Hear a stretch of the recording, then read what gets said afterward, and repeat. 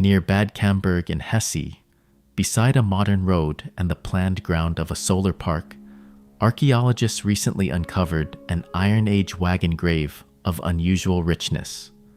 Gold rings, weapons, a two-wheeled vehicle, and an imported bronze jug lay where a high-ranking person had once been honored around 2,500 years ago. From that quiet rectangle of earth, an older world begins to gather again.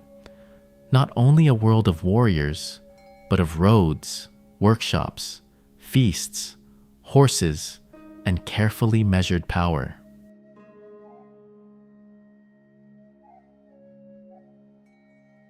In June 2026, archaeologists in Hesse announced a discovery that seemed to join two very distant worlds in a single frame. Near Bad Camberg, during advanced excavation for a solar park beside the A3 motorway, they uncovered a richly furnished princely grave from the early Latin period, laid down around the 5th century BC. The setting has its own quiet irony: fast lanes, survey markers, and the planned geometry of renewable infrastructure, standing over a burial once placed with ceremony at the edge of an ancient route. The first sign was modest enough: an iron spearhead emerging from the soil, the kind of object that can turn ordinary earth suddenly attentive. As excavation widened, the outline of something rarer began to appear.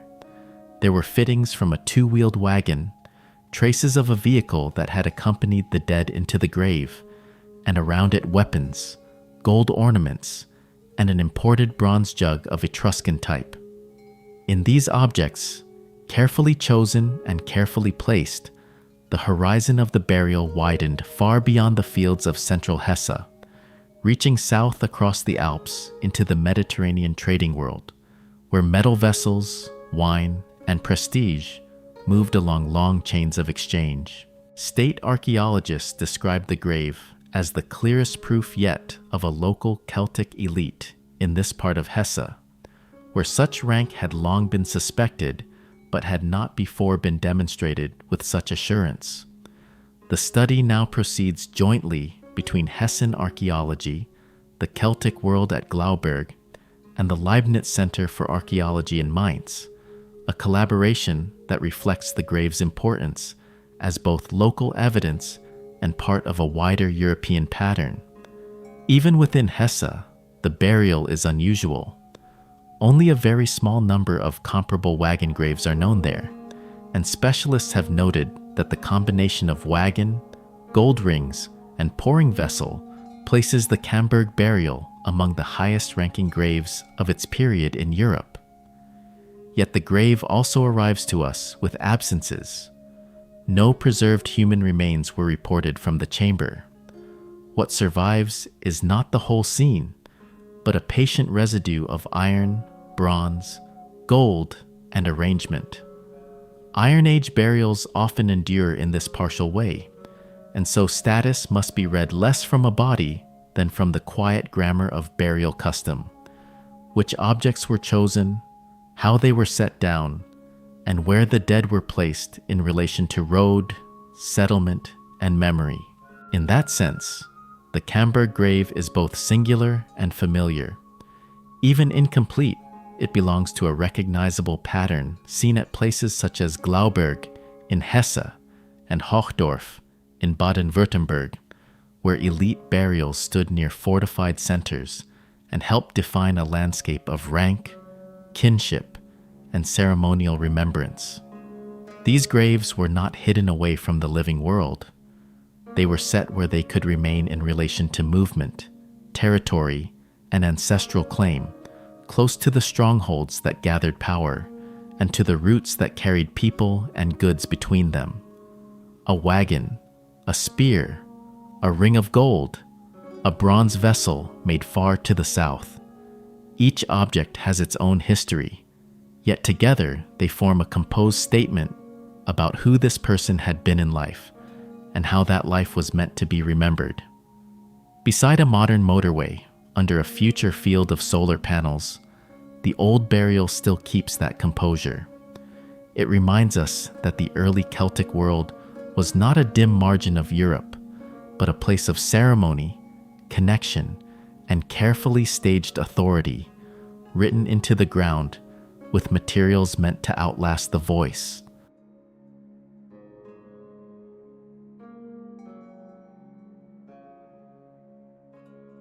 The Bad Camberg burial belongs to a moment of transition when the older Hallstatt world was giving way to the early Latin period, and much of temperate Europe seems to have been organized around what archaeologists, somewhat cautiously, call princely seats. These were not kingdoms in the later written sense, yet they were more than villages enlarged. On prominent hills and ridges, fortified centers gathered storehouses, craft activity, and controlled approaches, while nearby rich graves marked the people whose households stood at the center of exchange and obligation. Power in such places was rarely abstract. It was arranged in timber ramparts, in roads climbing toward gates, in the measured placing of mounds and ditches, and in the visible movement of valuable things from one landscape to another. The grave at Camberg, with its wagon fittings, weapons, and gold ornaments, sits comfortably within this world, where rank was made legible through materials that could be seen, handled, and remembered. At Glauberg, not far to the northeast, that public language of status still survives with unusual clarity. There, archaeologists have uncovered a fortified complex, burial mounds, and the well-known sandstone warrior statue, whose strange leaf-like headdress and carefully rendered jewelry suggest a person dressed not only for combat, but for appearance, ceremony, and recognition. The landscape itself seems composed for display. Earthworks guide the body through space, mounds rise where they can be seen, and ornaments worn on the neck and body turn identity into something staged rather than hidden. Further south at Hochdorf, in a burial dated to about 530 BC, the details become almost intimate. A man was laid on a bronze couch, surrounded by drinking gear, imported vessels, a great cauldron, and the remains of a four-wheeled wagon. Taken together, these things suggest that rule depended not simply on force, but on the ability to host, to distribute, to receive guests properly, and to move through the land with a visible dignity. In such graves, transport and feasting belong to the same grammar of authority. Across this wider world, Mediterranean imports were part of that grammar as well. Bronze vessels, wine service equipment, and finely worked metal objects were not random luxuries that drifted north by chance. They moved through durable exchange routes running along the Rhone and Saône, across alpine passes, and through the northern Italian plain, linking local leaders to distant workshops and coastal markets. To possess such things was to speak, in local terms, of reach and connection. In the years that followed, during the early Latin period, two-wheeled vehicles become more prominent in elite graves, gradually replacing some of the earlier four-wheeled wagon tradition. Archaeologists generally understand these vehicles as objects used in life before being placed in death, bearing the wear of roads and seasons, rather than existing as props made only for burial. And behind every vehicle, every spearhead, every neck ring or imported bowl, there was work. Smiths shaped iron rims and blades in heat and smoke. Woodworkers fitted axles, hubs, and bent timbers to one another. Leatherworkers cut harness and straps. Goldsmiths formed rings for neck, arm, and finger. Beyond them stood farmers, herders, servants, and dependents whose steady labor sustained the households of these centers. Prestige, in this world, was never only treasure. It was the visible surface of many hands.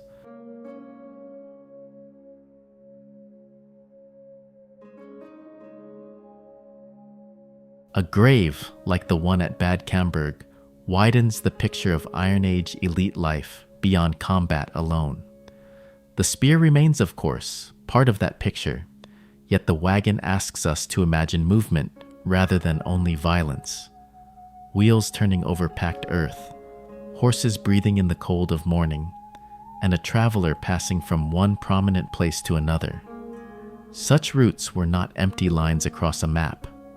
They linked hilltop enclosures, river crossings, seasonal gatherings, exchange points, and older burial mounds that already stood in the countryside like remembered names.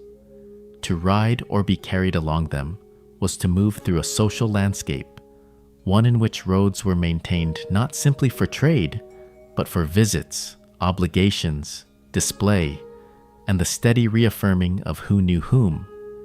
In that sense, the vehicle in the grave preserves a habit of life, suggesting a prince whose authority was exercised in motion by appearing in the right places and at the right times, as much as by standing still at home.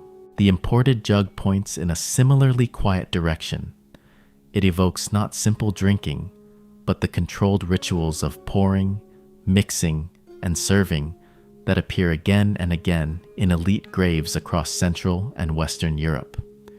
In halls lit by hearth fire, with timber posts darkened by smoke and wool garments catching the amber light, hospitality could become a political art. A feast was not only abundance, it was measure, order, sequence, and the public distribution of favor. Cups were filled in view of others, portions were noticed, and alliances could be renewed in the rhythm of a shared meal. Jewelry belonged to this world of visible meaning as well. Rings at the neck, arm, or finger were more than decoration. Their polished surfaces caught light in doorways, on horseback, in procession, or beside the dead, making rank legible at a glance. Authority in such settings often announced itself less by noise than by finish. The gleam of metal, the fit of harness, the quality of cloth, the confidence of someone accustomed to being seen. Around that small circle of elite display lay the broader fabric that made it possible. Timber buildings with thatched roofs stood near grain stores and animal pens. Iron tools wore down in fields and workshops. Wool was spun, woven, and mended. Smoke drifted from hearths through cool air, and the ordinary tasks of carrying water, tending stock, preparing food, repairing gear, and watching children filled the day from first light to dusk. Women, children, craftspeople, dependents, and retainers formed the real foundation of princely households, not as background figures, but as the people whose labor turned prestige into something durable. Even the cemetery mound belonged to this living world. Like the great graves at Wix, Lavau, Glauberg, and Hochdorf, it transformed memory into landscape, making ancestry visible on the horizon and giving local authority an ancient, almost natural setting. That is why the Bad Camberg grave matters beyond its rarity. It confirms that this part of Hesse belonged to the same richly connected Iron Age world as the better-known centers, and it leaves behind a balanced image of Celtic power, shaped by roads, craftsmanship, ceremony, and the careful management of daily life as much as by weapons. In the end, the wagon grave leaves a gentle impression rather than a loud one. A few metal fittings, a vessel carried across the Alps, the trace of jewelry at neck and hand, and the shape of a vehicle once used in life are enough to restore a human scale to Iron Age power, and to let that distant world settle, for a moment, into view.